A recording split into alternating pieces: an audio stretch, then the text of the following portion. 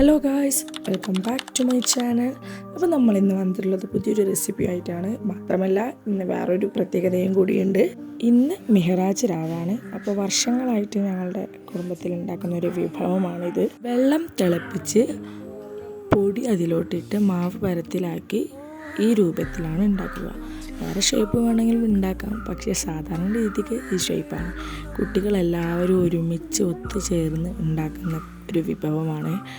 അപ്പോൾ എല്ലാവരും ഒരുമിച്ചിട്ടാണ് ഇതുണ്ടാക്കുന്നത്. അപ്പം ഇനി നമ്മൾക്ക് ഇതിലേക്ക് ചേർക്കേണ്ട സാധനത്തിലേക്ക് പോകാം.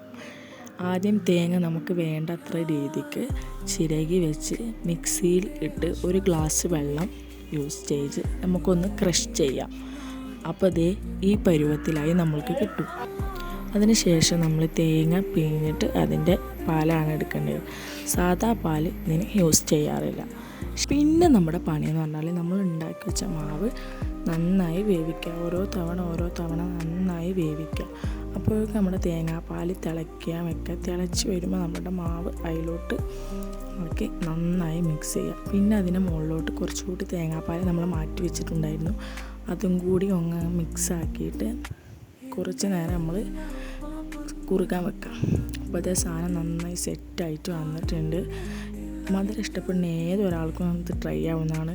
ഞങ്ങളുടെ ഇവിടെ ഇതിന് പാലേക്കപ്പം എന്നാണ് പറയുക. അപ്പം നിങ്ങളുടെ അവിടെ എന്താണെന്ന് കമൻറ്റ് ചെയ്യുക. അപ്പോൾ എല്ലാവർക്കും നന്നായി ഇഷ്ടപ്പെട്ടു. അപ്പോൾ ഓക്കെ, ബൈ ബൈ.